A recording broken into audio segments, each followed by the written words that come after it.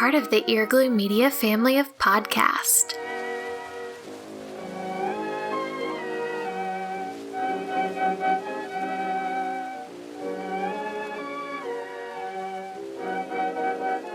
You're listening to Petticoats and Poppies. History Girls at the Movies.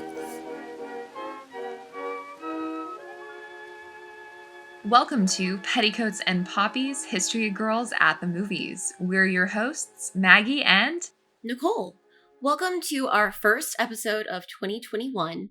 We have something very special for you guys today, a sort of bonus episode in addition to the other episodes that we'll be doing this month. As you likely already know, Wonder Woman 1984 came out at the end of December, and it's a film that's very near to Maggie's heart.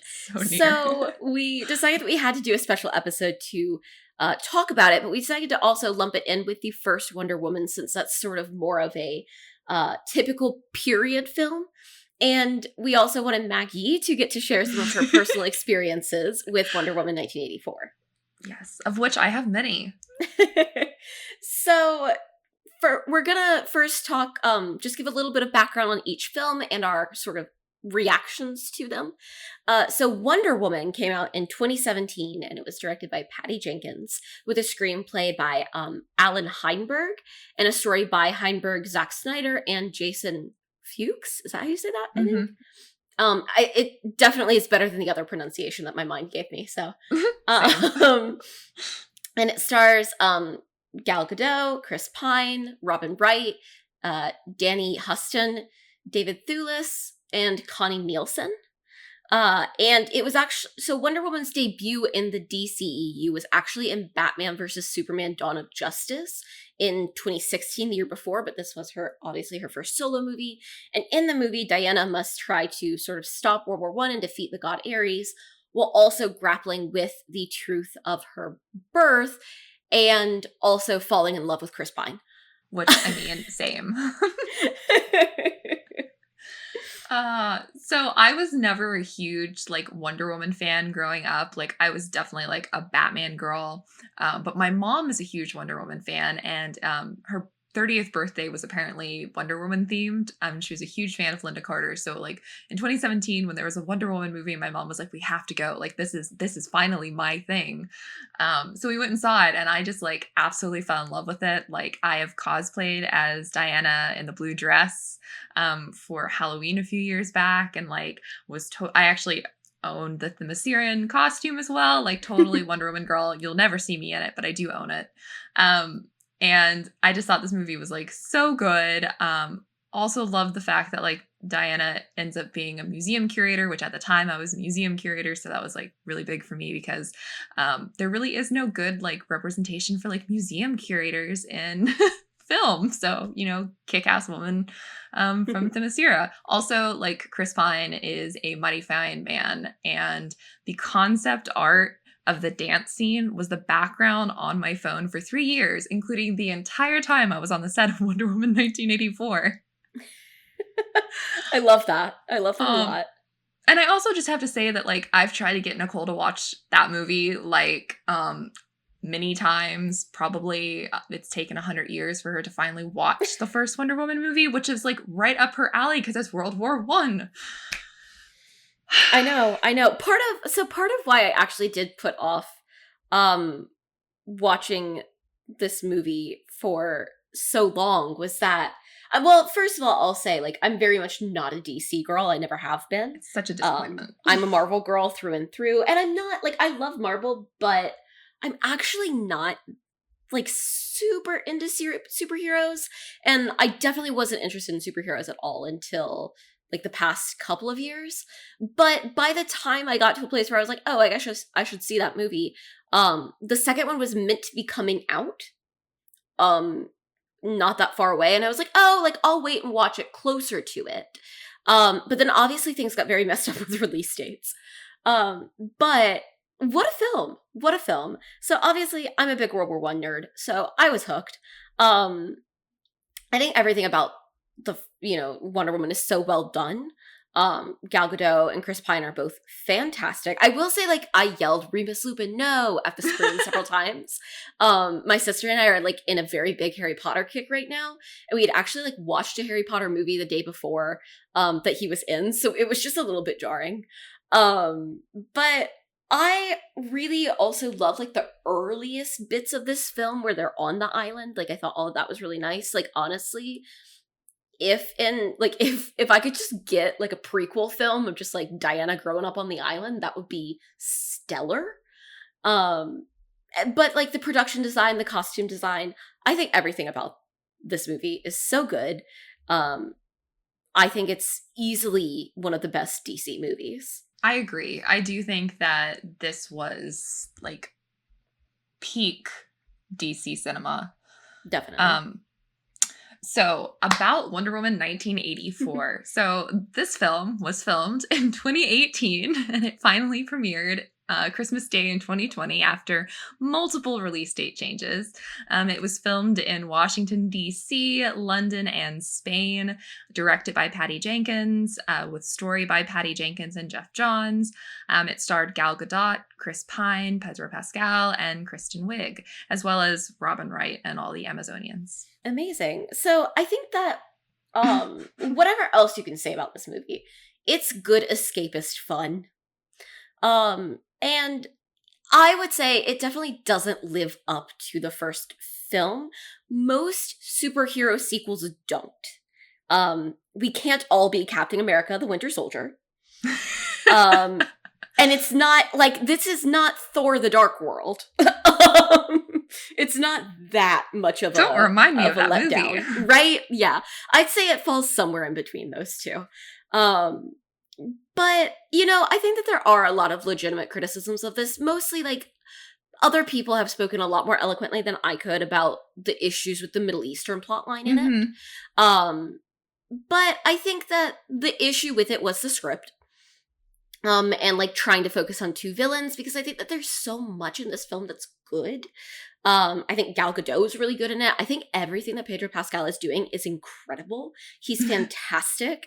I wish that the film lived up to his performance, and I wish that we got like more of what he was doing. Also, you know, a lot of people have like critiqued this whole idea that she's still like stuck on Steve Trevor after, what would that be, like 60 years? Yeah. 70 years? Yeah, about 60. And I would just like to go on record to say that if I lost Chris Pine, I too would still be, stuck on that. 100%. I have a tweet from years later. I think I have a tweet from 2017 that literally says that I too would pine for Chris Pine if I lost him. And that was before I was even on a film set with him. And I can confirm that I would pine after that man for the rest of my life. Right? I think that honestly, like, my favorite part of the whole movie is the fashion montage with him. Right? And then great. Also, the freaking escalator bit is so good. Like, to the point that I was like, honestly, you could have made, like, Wonder Woman 1984, a rom-com of Steve Trevor like trying to adapt to the 80s, and I would have been like, yes, that's absolutely what I want. I know we're not talking. Okay, can we put a pin in like that like montage stuff and come back to that when I'm allowed to talk about things? Yes, absolutely. I have things to say. I figured you had things to say. And you know, I think that hey, if you want my full thoughts on this movie, I did a podcast review of it over at Next Best Picture, and I wrote a review over at Next Best Picture. I think that this film plays with some really interesting ideas, and I do wonder a lot about studio interference, because I think that kind of this moral dilemma that Diana has of like, if of having to give up her wish to have Steve there, to be able to, you know, get her powers back and save the world, whatever, is such a fascinating one. And I sort of wish it was more the focus of the movie. Yeah. If that makes sense. Like, it almost felt like both the character and Gal Gadot got chipped in not getting to do more with that. So, I don't know. I think it's a little messy because of the script and because they tried to take on a lot. But at the same time, anyone who says that's the worst movie of 2020 is telling on themselves. Like, first of all, I know y'all didn't see Artemis Fowl then. Yep. How quickly we forgot about that so many one. worse movies, like Doolittle, Sonic. I forgot about Doolittle. I intentionally forgot about that one. I could scrub it out of my brain. But yeah, it's not one of the worst movies of 2020. It's not. I don't think it's not in my top 10. No. I don't think it's one of the best ones. And frankly, like, I'm sorry, Maggie, I hate to say it. I'm blocking my ears right now. I do prefer Birds of Prey. That's fine. No, Birds of Prey is honestly one of the best DC movies. Like, the first Wonder Woman and Birds of Prey are, like, top tier. Exactly. And I think that, if Birds of Prey feels more like Kathy Yan's vision. Yeah. Then Wonder Woman 1984 feels authentically like Patty Jenkins' vision, if you know what I mean. So I'm very interested, though. I have high hopes for Wonder Woman 3. And I'm really hoping that it can kind of, be like, how Thor had a really good first movie and then had Thor the Dark World and then had Thor Ragnarok? Yeah. Which was, like, maybe better than the first one. I really hope that that's the sort of arc that Wonder Woman ends up having. Me too. And, like, I'm obviously a DC shill, like, not just because I've been paid by DC, not just because they sent me a screener. Like, I am lifelong DC shill. Like, my very first movie I ever saw was Batman in theaters when I was, like, 3. So, like, lifelong DC shill here. Obviously, there's a lot of valid criticism with this film, and, like, everybody is very correct in that. But I am here to say that the people who are complaining about the lore and the mechanics of The Wish need to stop. It is 2021, and I don't question how Tony Stark is still alive with an arc reactor in his chest, or how radioactive spiders turn somebody into a superhero. So please, for the love of God, stop complaining about The Wish. Yes, it's hokey, but honest to God, watch like any superhero movie from the 80s and 90s, and everything about it is hokey. I will never forget the weird Poison Ivy fake lip scene from the Batman movies. Yeah. So, like, just chill. Like, it's not really that big of a deal. Focus on the actual concerning issues in the film and not The Wish. Right. And I also feel like, maybe there are parts of The Wish that you could critique. Like, I do get that there's a legitimate weirdness around, like, the fact that Steve Trevor just, like, takes dude's body. That's one of the things that we should talk about, but not, like, the actual mechanics of The Wish. Exactly. Like, why, I don't even understand why people would question that. Like, it's a superhero That's the one thing movie, that, like, bro. It's not that hard. It's a superhero, like, Marty Scorsese did not make this movie. Like, you don't need to think that hard about it. Yeah, I agree. But then, like I said earlier with Wonder Woman and, like, the museum curator thing. So, like, I'm also in grad school for anthropology. So the second that Diana said she was an anthropologist, I paused my screener and I was like, this is getting too weird. Now she's an anthropologist. So can't wait to see where I am when the next movie comes out and what Diana's doing, because it's getting kind of weird at this point. But, like, she's gonna have a podcast, Maggie. She's gonna be a podcaster, yes.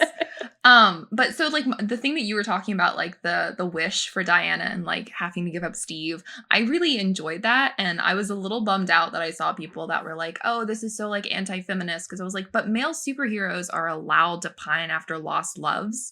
And, like, now suddenly, like, a female character being like, hey, I'm kind of sad that, like, the first person I fell in love with and, like, the person who guided me through this new world that, like, I very much, like, emotionally attached myself to died in a really tragic, shocking, like, traumatic way. Like, I'm still hung up on him. That's not that weird of a thing. Like, it's kind of like how superhero characters are. Like, they have that one person they can't get over. I mean, for the love of God, Batman will never be over Selena Kyle, no matter what storyline it is. He's always hung up on her. And yet also, we don't make that big of a deal about it.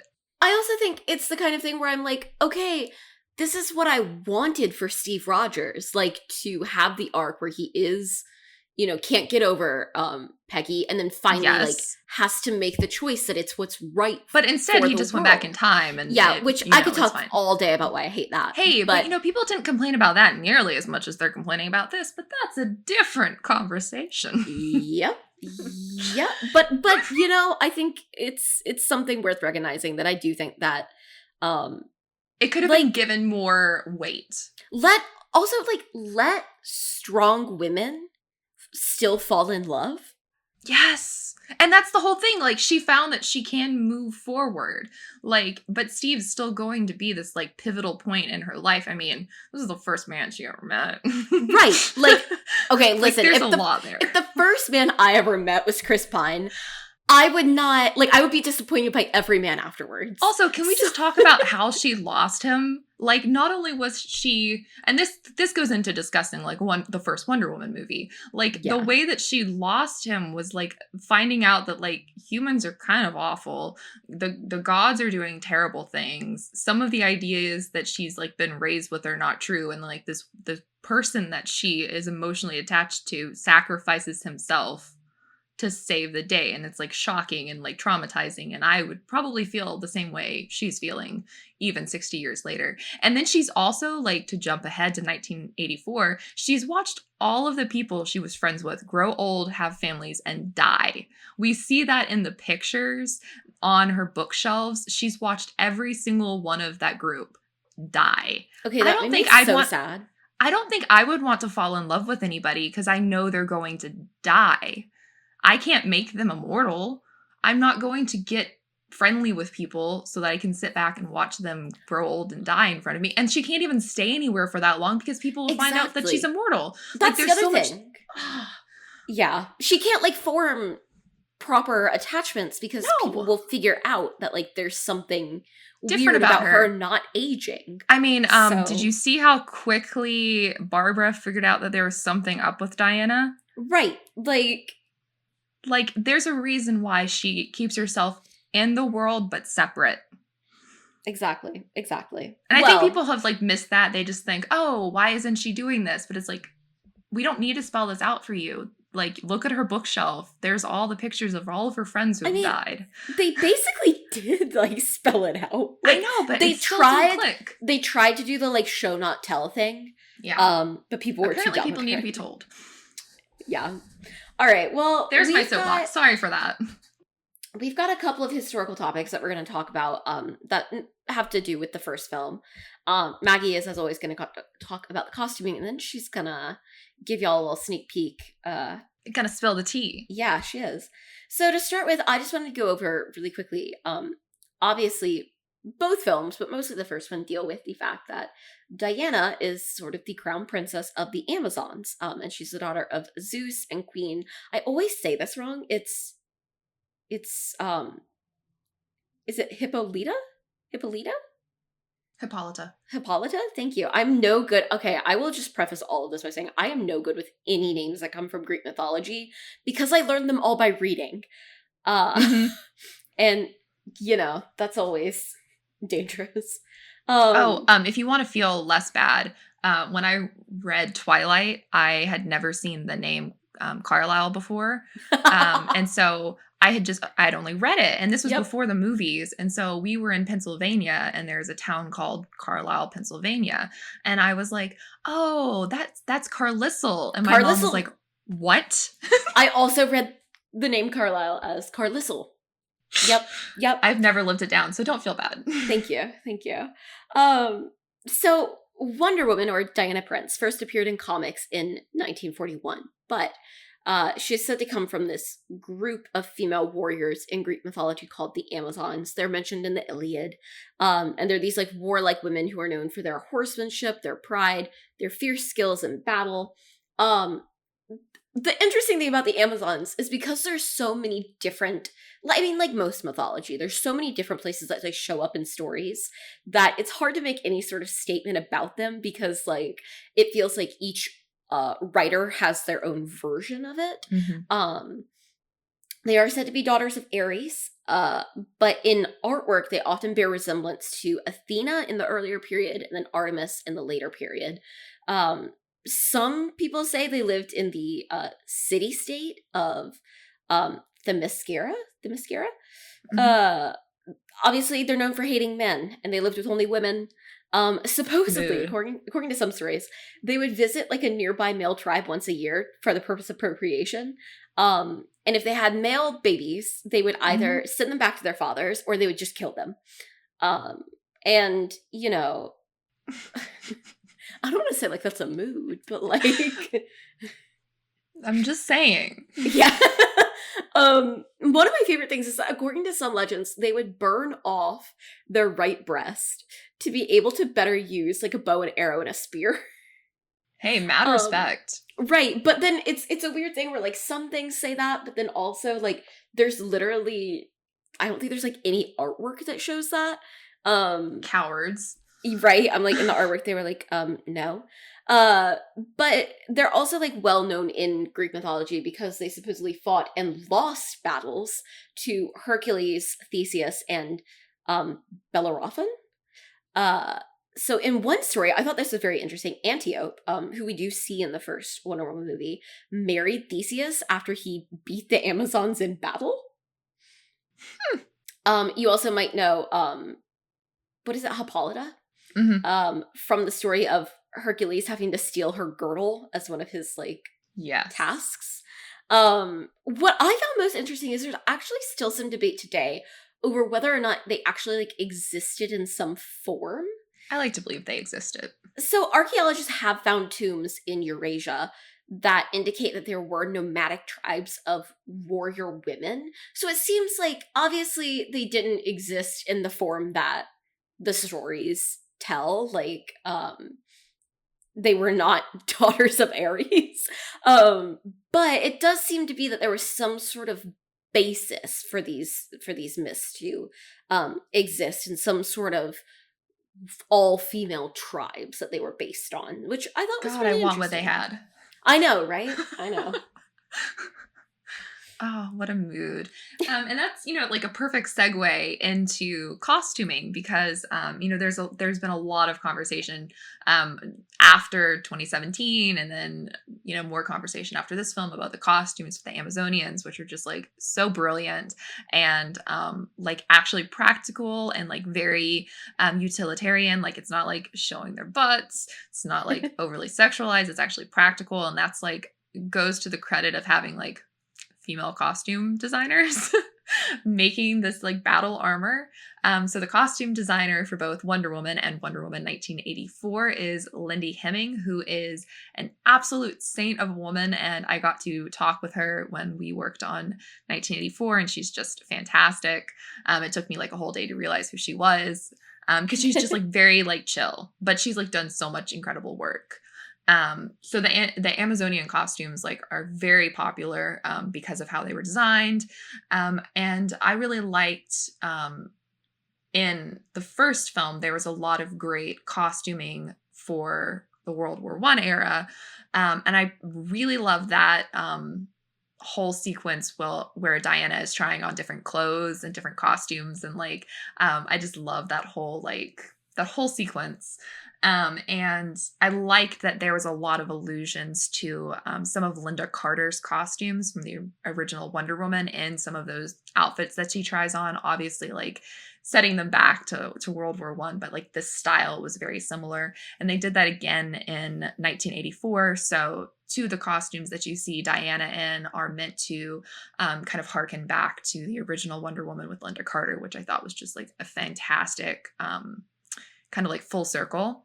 And I did wonder, as far as costuming goes, if it was intentional for the blue dress that Linda Carter wears in the post-credit scene, if that's meant to look like the dress that Diana wears at the ball, because it's the same color of blue. And that was like my first thought, but I wasn't able to track down anybody like asking Lindy that, so I can't like confirm. But visual cues did make me think that. I can say for 1984 that the dedication to trying to get the look right was truly fantastic. I mean, down to hair, shoes, jewelry, everything about our costumes had to be like approved by Lindy. And like there were lookbooks and she would go through the lookbooks like when she was there and like make sure everyone walking out of hair and makeup and costumes was wearing exactly what she had approved. So really fantastic to see a truly phenomenal costumer in action. That's so fantastic. I love that. I do really love the costuming. And It's I so love good. just the way that they captured the 80s in Wonder Woman 1984, but also like I'd like to, write a personal thank you note to whoever decided, whoever it was, I guess the casting director who gave me Chris Pine in a World War One uniform, because that's important to me. I love Chris Pine in this role. Like, he is just perfect. And I He's love so the good. the partnership between him and Gal and Patty. And just I know that I have this feeling that Chris Pine will end up being in Patty Jenkins' Star Wars movie, and it brings me so much Yes. joy, because I've always wanted Chris Pine in Star Wars after how dirty Star Trek did him. So fingers crossed for that. Please. So I also wanted to talk, and I may have done a little bit too much research on this, but as I said, I'm a big World War It's One only nerd. 2 pages. So I wanted to talk a bit about the use of gas in World War One, because obviously in the movie we see Elena Anaya as Dr. Isabel Maru, or Dr. Poison. And she's seen as working with General Ludendorff and inventing these new gases to use, both, sort of against their wartime enemies and also their opponents within. But obviously, poison gas was a huge thing that we saw used for the first time as a weapon in World War One. General Ludendorff was actually a real general during World War One, but the version that we see of him in the film is obviously highly fictionalized. They basically just took his name. There's a really great piece on the use of gas as a chemical weapon in World War One on the International War Museum's website. That if you're interested in this, I would highly recommend. And also, I'm just citing my sources because that was the main place that I found a lot of really good information about this. But basically, the main gases that were used were chlorine, which was the first one used, and it created a green-yellow cloud and smells of bleach, and it can cause asphyxiation. Then obviously I think the most famous one would be mustard gas, which has a very potent smell that has been described by a bunch of different people in very different ways. It's a blistering agent, so people would get blisters on their skin and they would pop, and often they would get infected. It also causes temporary blindness, so if you've seen the play Warhorse, he is temporarily blinded, or the main character is temporarily blinded by gas at the end of it, so it would have been mustard gas. And it's very effective in taking out people because, it blinds them, it gives them these weird blisters, but it actually rarely killed people, which I thought was very interesting. But it did also contaminate land, so that's a kind of unique thing about it. And then there's also phosgene, which smells supposedly like moldy hay. Not that I have any idea what that would smell like, but it's colorless, so you would have no warning that it was coming, and it actually would typically slowly suffocate people over the course of several days. Lovely. Often people didn't realize that they had it used on them sometimes, but it would sort of just sit and fester in your lungs, and then slowly kill you, which is, fantastic. While both sides of the war used it, Germany did use it more against the Allied forces. But I thought this was interesting. In August of 1914, the French were actually the first to use a chemical weapon in the war. And they used tear gas grenades that actually had been made for use by police. And then the first large-scale gas attack was in April of 1915 in, I do not know how to pronounce this town. Ypres? I don't know. Sounds good enough to me. Yes, sure. When the Germans released chlorine, and it caused significant casualties amongst the British, Canadians, and French. And this quickly led to the Division of Royal Engineers, who were dedicated to offensive gas warfare within England. The first British use of gas was in September of 1915 at Loo, and it basically backfired. Whenever they started using gas, they released it into cylinders. But the issue with that was if the wind was wrong, it would go the wrong direction. Oh, no. And so whenever the British first use it, it actually blows back to them, and they have a lot of casualties from it. So they eventually shift to deploying it in shells, and obviously that's a lot more controllable and a lot less likely to backfire on you. And so mustard gas was used for the first time on July 12th, 1917, and caused 2,100 casualties. Jesus. The Allies finally began actually using mustard gas in June of 1918, towards the end of the war. Gas actually wasn't a very effective killer. Like, supposedly only like 3% of men affected died from it. Although that's still a very large number.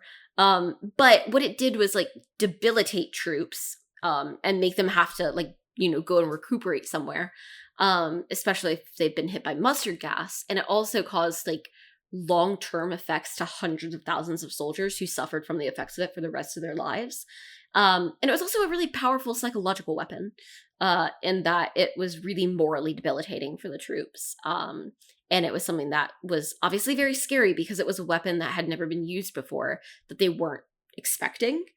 In 1915, when this gas started being used, French and British troops were given cotton face pads soaked in bicarbonate soda Oh, wow. to help with the gas. As you might guess, that's not super helpful. No.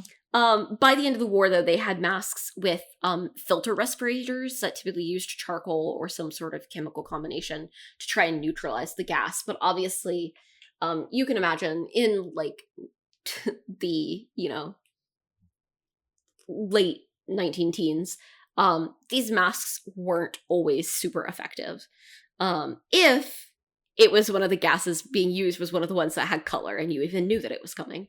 One last thing that I thought was interesting is that on October 13th or 14th of 1918, a young soldier who was a messenger in the trenches for Germany was temporarily blinded during a gas attack and was evacuated to a hospital where he would spend the rest of the war. And he would later report being quite upset that he had spent, the end of the war in a hospital and not on the front lines. And that soldier was Adolf Hitler. So, I think that's just an interesting fact that him sort of being salty and ready to go keep fighting may have had some sort of impact on World War II. Interesting. Right? Yeah. Well. So now we get to the fun part of this episode. Not that this hasn't been fun thus far. But Maggie, take it away. Okay, so I want to start. I'm going to tell this story finally because I haven't been able to really tell this story because it's just so weird and it makes me wonder if I somehow found the wishing stone. So in 2018, I had made the decision to get back into film. I had quit a job that had been kind of like really hard for me to like get any free time, and it was just like a bad situation. Anyways, so I was like, I'm getting back into doing acting. Like the DC, Maryland, Virginia area has a lot of film and stuff. And my first TV show that I did background on was called The Enemy Within. It got canceled like pretty quickly. But anyways, it was a miserable day on set. Literally like the absolute worst day on set I've ever had anywhere. And I was sitting and talking to one of the other background actors in the area. I didn't know him, but he was just like chatting. And he was like, what's a film that you would like love to work on? Now, mind you, this is like January 2018. And he was telling me about like when Captain America had come and they had done some stuff in DC and like he got to do background on that. And I was like, oh, I'm so jealous. It's like so cool. I love superhero films. And he was like, oh, what kind of movie would you like to be in? And I was like, Wonder Woman. I'm like, but like, what's the chances of Wonder Woman ever filming in Virginia? Like, that's not a thing. A few weeks later, I was working on House of Cards, and I was actually working with Antiope. I was working with Robin Wright, and the casting director on there came up to me, and like I didn't know him, but he was like, "Hey, what are you doing this summer?" And I was like, I don't know. I'm not doing anything this summer. Like should be the default answer if a casting director like asks you what you're doing. And I really was not doing anything. And also and he was like, yeah, there's this big blockbuster movie coming to the area this summer. And we're like trying to secure people who like have empty schedules because it's going to be a lot of days. And I was like, yeah, mark me down for all of them. Like I can make whatever work.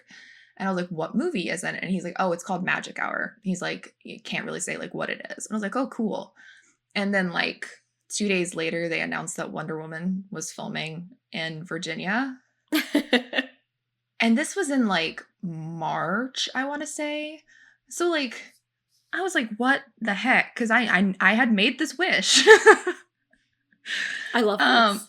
And it was just like so surreal. And so then like a couple weeks later, I got my costume fitting, and that was just like surreal because it was like at this mall that was gutted out, and it was just like a wild experience. And then I got my mom into it as well. So my mom did background on Wonder Woman 1984 as well. And you can see a blur of her in the movie. It makes me very happy. But then I got to go back for that when I was sitting waiting for her to come out of, because I'd already signed like my NDA and stuff. So like they let me in again. It was like super, like it was more security than the Capitol. So like they let me back in, and so like I was sitting there and like I saw Kristen Wiig walk by, which was like I was like, oh, that's so cool. It's like so wild. Like it still like hadn't kicked in yet. And then June rolled around and I got my call time, and it was like time to go, and I was like, oh my god, it was like 2 a.m. call time. Oh my god. And it was so cool. It was first day of filming. So it took forever for them. So I had a blonde wig on. It took forever to get the blonde wig on me. Like, it was just a nightmare. I was on the last bus to set. I was like, this sucks. Like, I'm not even going to get used. This is just like going to be miserable. I sat in holding for like an hour. I was like, this is like my one day. And like, this is just going to be like terrible. You know, you're thinking like, this isn't happening really. Like other people are already in there. And then we're at the Air and Space Museum, and we get to go inside finally. They're like, oh, we need some more extras. And they like pull me in. And I walk inside, and who is the first person I see? Oh my god. Chris Pine. I just like look up, and you know the scene when he's walking down the stairs with her at the Air and Space Museum? Oh my god. Like yes. I was like around the corner from that, and I like just looked up, and I was just like, oh my god, it's Chris Pine. And then the next scene was at the Hirshhorn Museum, which is when he's like, oh, it's just a trash can. That scene, and you see me. I'm walking towards the camera as they're walking past. I spent the whole day having to like walk past Gal Gadot and Chris Pine like 100 times and not look at them and like be like, these are the most beautiful people I've ever seen in my entire life. Because truly, Gal Gadot is like unfairly gorgeous. But yeah, I worked on the film for 30 days, and the weird thing is like by like this like the end of the first week, at that point I was just kind of like, these are just like coworkers, like they're not that cool. And I never thought that I'd ever be at like a point in my life where I was like, just Chris Pine. Oh my god. But so like Chris Pine like pulled a prank on me, tried to blame me on something that he did. I love still so weird. I'm trying to think of like, he has like a weird thing for bicycles. He kept stealing bikes and riding them around set. As bicycles that he tried to frame me for knocking over. I think I'm the reason they had to announce that Pedro Pascal was in the movie. So when we were filming in the mall, you know, the TVs that are playing the black gold commercial. Yes. So they're playing that, right? Yeah. Like all day. I heard that life is good, but life can be better. I heard that so many times, like honest to God, that Twitter theme, like the trend that was happening last week, it was like, make it stop. Make it stop. I heard it so many times. But anyway, so I'm standing there. I think it's like maybe I worked for 30 days on it. So I want to say that was maybe like day 9. I don't know. They all blend together, but it was the first mall day. So we're in the mall, and I've already made friends with like the PAs and like the AD, and like I have good rapport with people. I'm just one of those people. You know me. Yep. It's just a thing. So I'm standing there watching the TV, right? And I'm like, it's bugging me because I know this face. And I'm just like, who is this man? I know this man. And then I'm like, I realize it's Pedro Pascal, because like I like Game of Thrones. Baron was one of my favorite characters. And I turned to the AD, who's like also watching it with me, and I was like, what's the character name? And he's like, oh, it's Rex. And I was like, oh. And then like it takes me like 40 seconds, and I go, oh, is he Maxwell Lord? And he was like, and he goes, what?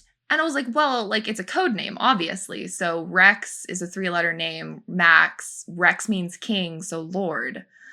And he's well just done. staring at me. And I'm like, what? And he's like, don't go anywhere. And he leaves. And so Gal and Patty had this like little tent set up inside the mall because there was like no privacy in the mall, but like that was a place they could go and like have their powwows. And he like slips into that tent, and I was like, oh, shit. Whoops. And then he came back and he's like, oh, you're fine. And then literally like an hour later, I checked my phone and they had announced that Pedro was in the movie. And I was just like, oh, so he's Max Overlord. Also, I knew the entire plot of this movie. I won't say who told me things, but I know the entire plot of this movie, like, while we were filming it. I've known since 2018. Oh my god. And I remembered, like, when the plot leaked, when they did, like, I think they did, like, test audiences last fall, I think. I remember when it leaked on Reddit, and I read it, and everybody was reacting really badly to the plot, and I was just like, well, I mean, that's the movie. Wait, funny. Another story. Okay, so the riot scene. So if I'm blinking, you miss it, but I do run past Diana and Chris as Diana and Chris, Gal and Chris as she's making the decision that she has to renounce her wish. You can see me, and it makes me, yeah. I have all the clips. After this episode comes out, I'll finally post my screen caps of all the places you can spot me. I was gonna say you'll have to post your screen caps. But anyway, so I'm a huge Wonder Trev shipper. Wonder Woman and Diana is my thing. I may or may not have been writing fan fiction for it before I got cast in this. And then I was like, well, I can't work on this anymore. And deleted that from the existence of the internet. Because I was just like, well, fuck, I can't do this. I love that. But anyways, if you ever wanted to know what it was like to like really ship something and then be working on the set where you get to watch one half of your OTP die again while kissing, it's a really weird experience. And I was crying on set that day. Like, Gal is so good. Like, it makes me so mad to see people like bashing her performance, because I think that I've seen a lot of people who make fun of her accent, and English is her second language. Like, spoiler, I guess, that's not her, like, English is not her first language, and so she does speak with an accent, and people have been making fun of that and saying like she can't act because of that, which makes me really angry for a lot of reasons. But that's so dumb. I have screen caps of all the people saying that last week, and I will not be forgetting it. But she is so freaking good. That woman was sobbing, and then she would walk away and come back and start out at that exact same, like, normal, moving into, like, she's getting ready to lose the love of her life again. Like, the way that she did that. And Patty is, like, Kubrick level, like, the number of times that she makes you do a take. I mean, that scene alone, I would like to say, probably had like 120 takes. I'm not even kidding. Like, the number of times people had to run up and down in 105-degree weather. It was full sun, 105 degrees. There was smoke, cars on fire, tires on fire. It was insane. And she just nailed it every single time, like full body sobbing. Oh my God. Like, she's good. And people need to hush. I will die on that hill. Agreed. And she's also super nice. Like, I was at Crafty one morning in the mall, and it was really early. And I was just kind of like, I had joined SAG. So like, I was finally allowed at like the SAG table. And I was like in a daze, because it's been like 30 days and I had walking pneumonia and like all sorts of things. My toenails had died. I was not like fully awake ever. And I'm just like standing there, like staring at the table. And this little child runs up to the side of me and was like, "Ooh, is that yogurt?" And I was like, "Yeah, it is." I'm like, "Are you allowed to have yogurt?" Not knowing who this kid is. I'm naturally good with kids. And then I hear this woman behind me be like, "Yeah, she can have it," in like an accent. And I'm like, "Oh my God." And I turn, and it's Gal. And she's got her other daughter on her hip. And she's like, in like a dress and flip-flops and like no makeup and like no hair, just like there, and still the most beautiful woman I've ever seen in my entire life, and so nice. And it's just a real Wonder Woman. Wow. Just wow. Do you have any questions? Because it's like so hard to think of things, because like it comes to me slowly. Like, I had forgotten I watched the bride getting knocked over until like 2 weeks before the movie came out, and I was laying in bed and I was like, I'm envisioning myself in a room, and I couldn't figure out where I was. And I was like, I don't know how other people relive their memories, but I like looked down in my memory and I'm like, oh, I'm in my dress. And I was like, but it's not that dress, it's the green dress. And I'm like, what am I doing? I was like, oh, we had lasagna that day for lunch. And I'm like, what were we doing that day? I could not remember. And I was like, wait, that was the bride getting knocked over day. We didn't work at all, but I sat on a veranda and watched it film. That's right. That's right. I love that. I also slept a lot. Questions. What was your favorite food that you had on set? Oh, I love this question. So I know you like to talk about food on set. I do. I love it. So I've been waiting for this question my whole life. So the scene when Diana and Barbara are up on that like little balcony in the restaurant eating, that was filmed at the W in DC, which is this really swanky hotel. It was about 100 degrees inside that day. Inside, it was so hot. It was miserable. But because they had the kitchen, catering was able to make like a much bigger like smorgasbord of things, and it was Mediterranean, and we were down in the basement of the W, which was like super, super cold, which was so nice because I'd been sweating all day, and it was dark, and like the cast was there, but like in their own side, and like super fantastic. Like I wish I had had my phone to take the pictures of the food, but like every kind of Mediterranean dish you could think of, like a tapas bar, it was there. And it was like the best lunch. And it was also like 2 hours long. I'm pretty sure because Gal and Kristen were making videos. Oh my God. Which they did a lot. But yeah, that was my favorite meal. And I think about it very often. Well, I love that a lot. Like a lot. I do have one regret is I slept a lot in the mall. So when I post my screenshots, I'm on like every floor, and I filmed a lot more places. Like it was chaos because you just use extras wherever. So a couple times they'd be like, do you want to be used? And I was like, nah, not really. And I would just like go and I would sleep. There was like a bookstore on the top level, and there was also a Spencer's. Shout out to the Spencer's fam that we would hang out, and the Gap. The Gap, the things that happen in the Gap. But I slept a lot because I was sick. Like we filmed the riot scene the weekend. So we started on a Thursday, I want to say, Wednesday or a Thursday. And so the weekend was when we could shut down Pennsylvania Avenue and do the riot scene. And I got pneumonia from it. Unsurprisingly, if you run around in 100-degree weather when there's smoke and things on fire, you probably get sick. Fair enough. So I was sick most of the shoot. I am actually patient 1 for COVID. It started in 2018 for me. Oh my God. Yeah, I was pretty sick.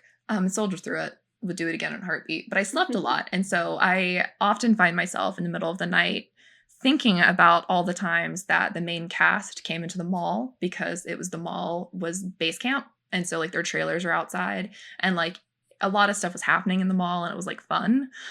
Also, it was just fun for like anybody who grew up adjacent to the 80s or in the 80s, because it literally looked like an 80s mall, and it was just fantastic, and I miss it with every fiber of my being. But I am almost certain that Pedro Pascal walked through that mall and probably walked by me while I was sleeping. Oh my God. And I think about that. It haunts me. It haunts me. Oh man. Look, I'm just saying. I've been in the same film as The Mandalorian. Well, I do love that. But it kills me. It literally keeps me up at night because, like, I love that man so much. He probably walked over my sleeping body. Because when I'm telling you, like we fell asleep in these fake stores, like we would be sprawled out on the floor, like it looked like some sort of massacre had occurred. But like people would walk through. Like Chris Pine was there on his off days. Chris Pine showed up to a outdoor shoot one day that he wasn't there for. And I saw somebody on a bicycle, and I was like, oh, it's Chris Pine. And everyone's like, it's not Chris Pine. And I was like, I hope it's Chris Pine, because he's driving that bicycle right into Video Village and jumping on Patty Jenkins. So I'm hoping that's Chris Pine. Oh my God. You're like, if not, then we've got problems. We've got a big problem. But it was such a good set. Like Patty has such like a great energy, and the way that she like worked with background. Like I was a specialty pick one day. My favorite scene is the metro, because that was like, again, I made another wish. I had this wish. I just wanted Chris Pine to see me without an ugly blonde wig on. That was all I wanted. all I wished for. I made that wish. I show up on set. Patty is like, you have to do something with this girl's hair. Like, she's a pretty girl. What are you doing to her? Oh my And God. yeah. Well, that's amazing. I got to have my brown hair for Chris's last day on set. Oh my God. Okay, so one of my next questions was going to be like, what was your favorite scene that you got to be in?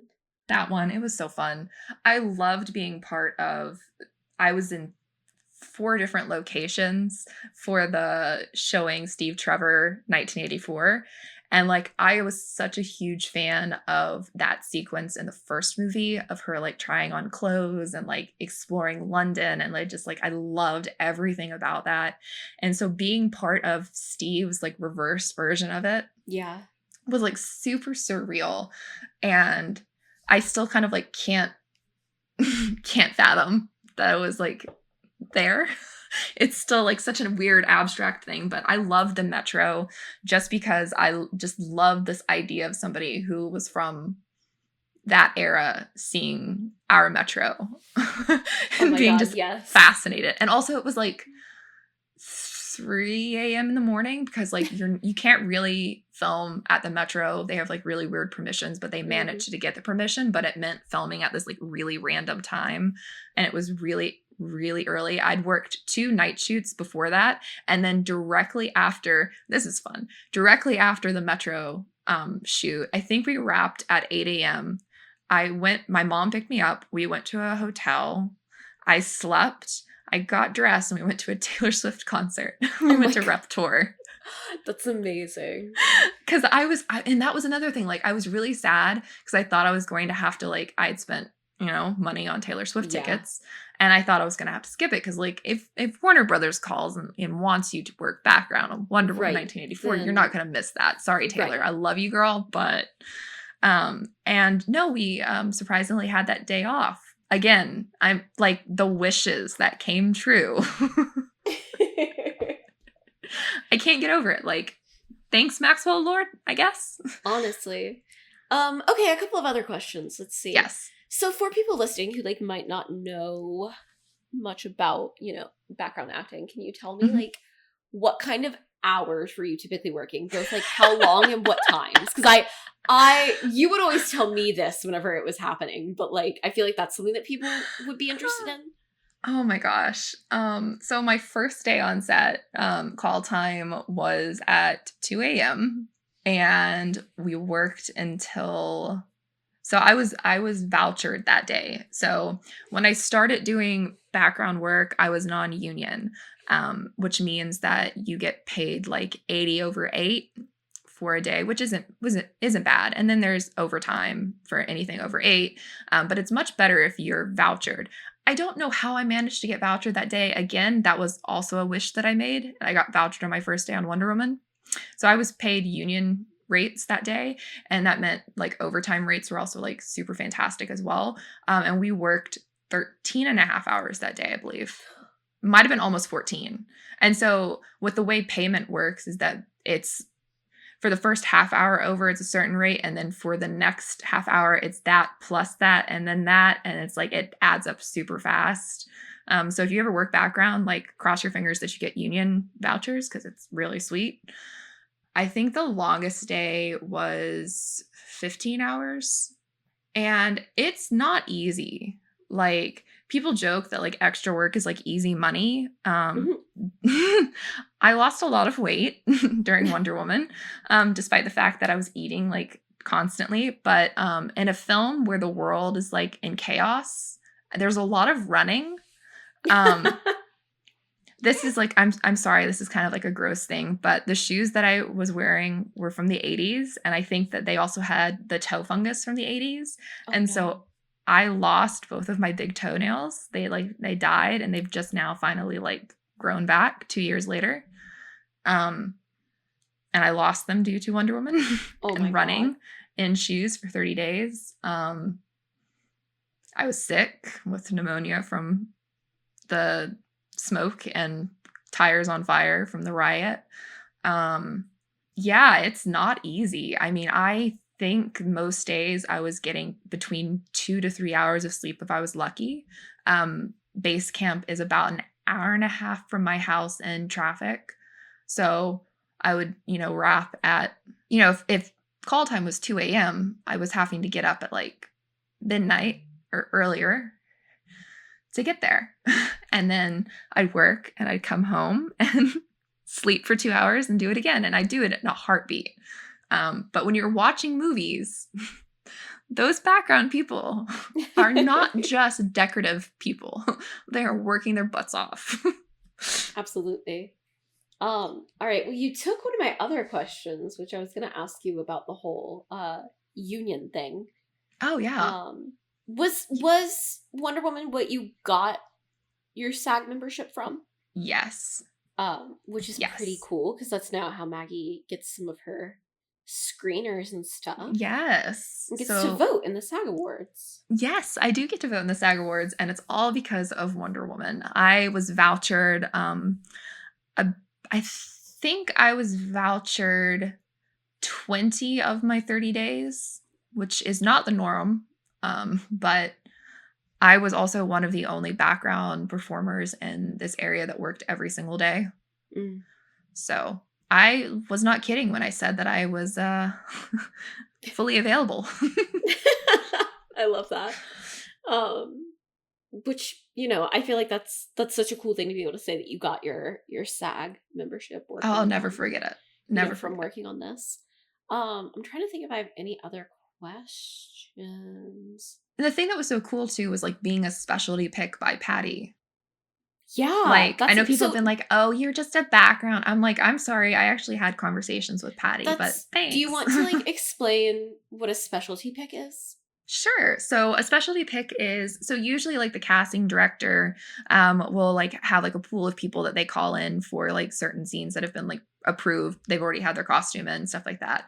But there was one day, the Metro scene, and I think Patty's talked about it a little bit, like that a lot of the Metro scene was her recreating her own childhood, because she grew up in this area as a teenager. So she had, DC nostalgia. And she really tried to build that particular scene the way that she envisioned it. And so a handful of us were specialty picks for that day. I think there was maybe 30 of us on set, which was one of the smaller groupings. And I had like direct conversations with her. I won't go into them all on air, but I'll tell you after. But it was such a surreal experience, like, because she was like, she's getting a costume change, like we're finally changing her look, and like let her have her brunette hair.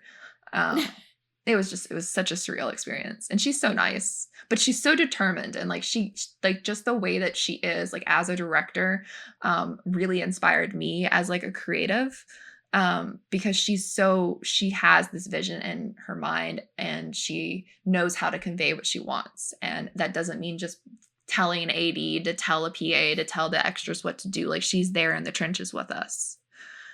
In the trenches, you said? Yes. Sorry, I couldn't resist that. I had to make the pun. Well, amazing. Well, thank you for sharing, with our listeners about your experiences. I think this is such a fun opportunity, I guess, for you to get to talk about, we talk a lot about how we have both a history and a film background. Mm-hmm. And this is such a great time for you to get to share what that film background is. Yeah, and like I don't get to talk about it that much because like I've mostly only had these conversations with like friends of mine that were on set with me. Mm-hmm. Oh, and I should say that my friend Brandon is one of the mall crooks.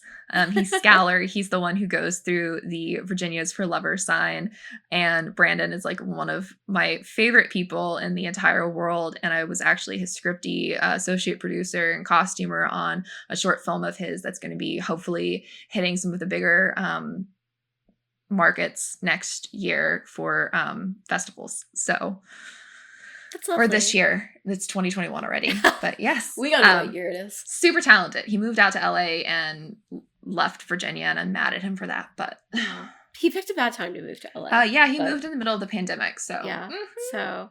So well, thank you guys so much for listening to our 16th episode of Petticoats and Poppies History Girls at the Movies. We were so excited to get to bring you this special edition episode. Yes, and we would love to hear from you all on social media and to hear what you thought of the Wonder Woman films. What do you hope happens for the third film? How do you think that Patty will bring Steve Trevor back yet again into our lives? Oh man, you can find us on social media at HGATM Podcast on Twitter, Instagram, and Facebook. You can find Maggie at Maggie of the Town, and you can find me at O'Clockman16. I also just started a Bookstagram account where I'm also going to be posting some history content, and that is at History Girl Nicole, if you want to follow me there as well. Excellent. And you can listen to our podcast on Spotify, Apple Podcasts, and on the Ear Glue Media website, and also on Audible. If you like what you hear, don't forget to leave us a rating over on Apple Podcast or on Podchaser. Every other episode, we'll be reading our reviews, so please leave us one if you would like to be featured. We'll be back very soon with more exciting episodes later this month that adhere to a very fun theme as we continue to look at period films from a history and film perspective. Until then, stay safe, stay healthy, and wear a mask.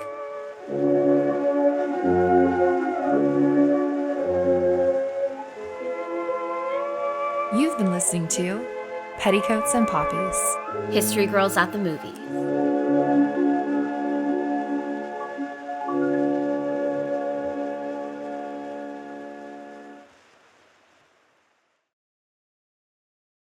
That's Carlisle. Yep.